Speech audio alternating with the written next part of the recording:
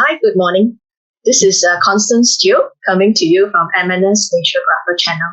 We have with us this morning Miss Janice Lim, and she will be sharing with us her journey into photography and also what motivates her and her passion. Right. Good morning, Janice. Welcome to the show. Morning, Constance. Yes. I understand that you have been a Malaysian Nature Society member for quite some time. Why don't you share with us your journey through MNS? MNS attracted me through their expedition. That's how I noticed there's an existence of MNS. The expeditions on Endau Rompin in 1985-86, that really caught my eye, and I was aware of its existence. But I only managed to join in 1989 with a group with my colleagues. A group of us joined in. And then from there, I really love all the activities in MNS. And I managed to join their Rompin Endau expedition and Belum expedition. So it's not only fun, and it's a MNS educator as well. Year 2000, yeah, I only start to more serious in and pick up photography as a hobby. Nature Through the Lens exhibition. So that was a sort of a learning curve for you, yeah, and it helped you to improve your skill set. Yeah. So, is there anyone that has influenced you or impacted you in your journey through photography? Sifu Lee, who actually encouraged us to take part in exhibitions, photo groups like Alan Ng, Alice Wong, Sifu Lee, George, and so on. Yeah, they really they are very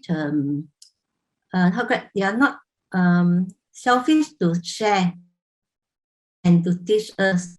Yeah, so with that I really appreciate.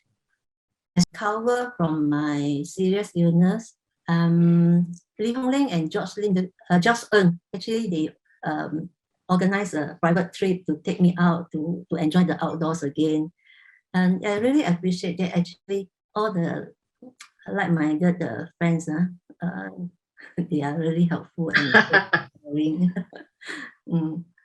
That I find with this exposure, it gives us you make us more serious in photography. We don't. I see. You also mentioned a scientific exhibition. I believe that was the Endau Rompin and Belum Forest. Yeah. Can you maybe share with us your take on it? What did you learn from it? Well, we go in as a participant, a volunteer in these scientific expeditions. Laymen like us, we don't actually know what is this scientific expedition about. But it really opened our eyes that our tropical rainforest is very, very, very rich. It's our duty to protect them. A lot of would you say that joining MNS photo group, right, is the right place to start with, especially when you are starting out as a amateur photographer and want to photograph nature? Yeah, that's right. Because in the group there are so many of them with different area of expertise in photography and category. So you can actually learn from them.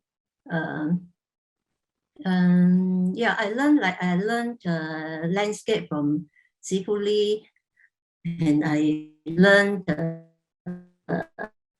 macro from you, and also and also sometimes in the olden days they conduct indoor lesson. Yeah, so that time is like Alan Ng, they conduct classes for us.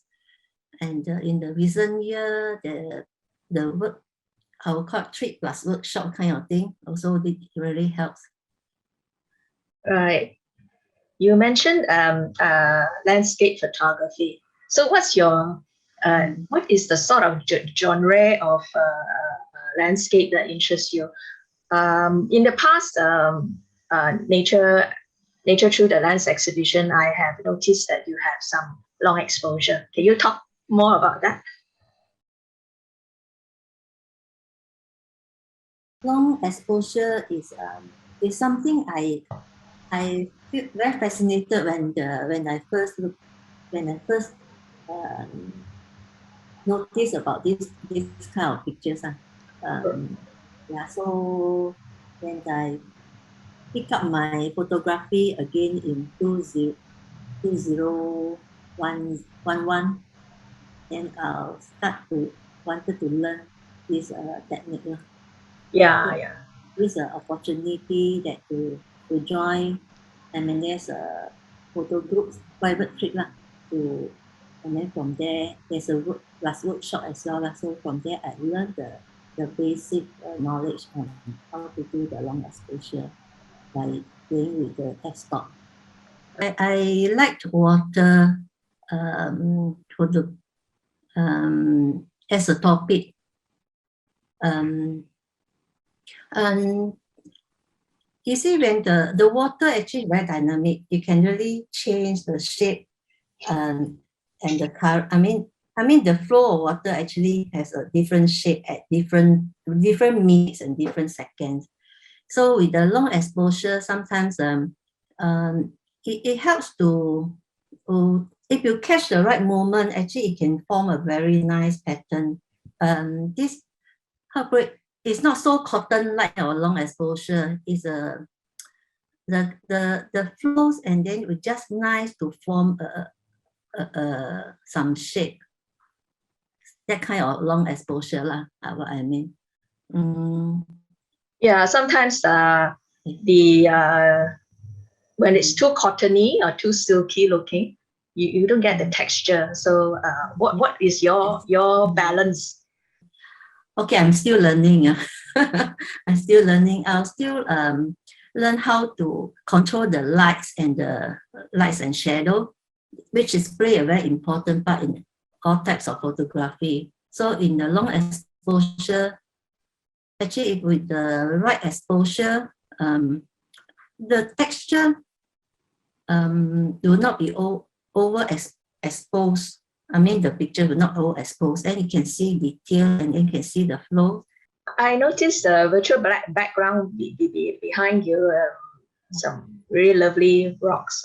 I think that time you are into black and white photography, fine art.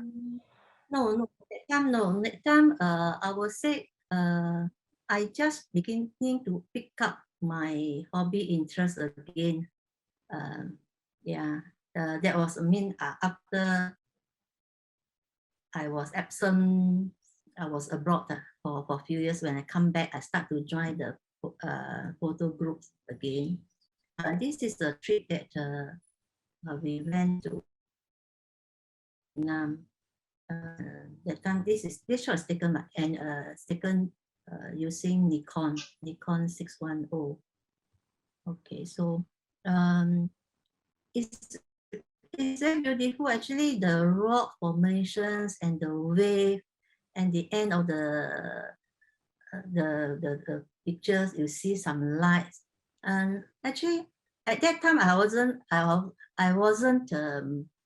aware the beauty and the meaning of these rocks. It's only that later on when I look at this picture again, I find that actually this is something like our life. Life is full of up and downs, but then as long as you don't give up, at the end of the day, we will still see lights. Yeah, at the end you see there's some light at the end, at the far end. So as long as persevered, same thing like life or photography, you will still see, you'll be there, and at the end of the day. Yeah.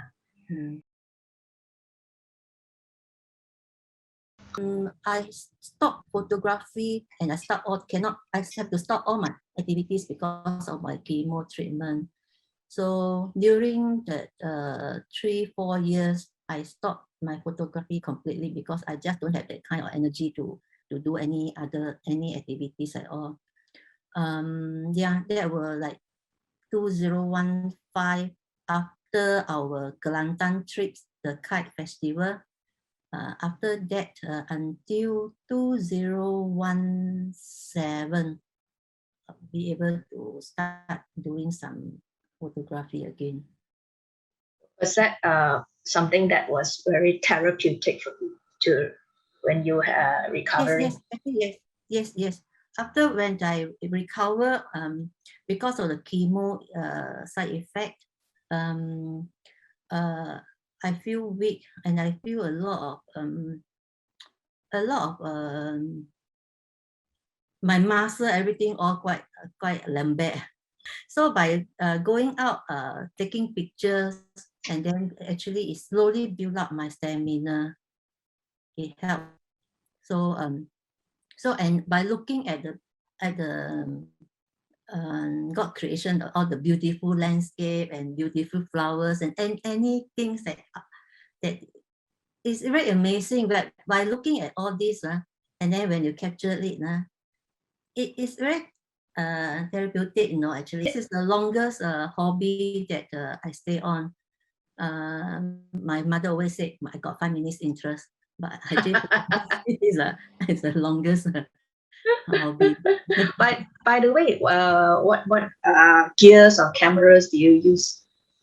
I used to use a Nikon 610, but later on because it's too heavy, I find it's too heavy for me to carry around. So I changed to Fujifilm ST2 ST series. So I'm having the ST2, and then with some started with the kit lens, then slowly add on some macro lens and the wide angle lens. Yeah, thanks very much for sharing, Janice, in this episode. Thank you for coming on to MNS Naturegrapher channel. So now that we are in ENCO, so we are running this series for MNS Photo Group, right? I think before we come to the end of this show, Janice, do you have any thoughts to share with the audience?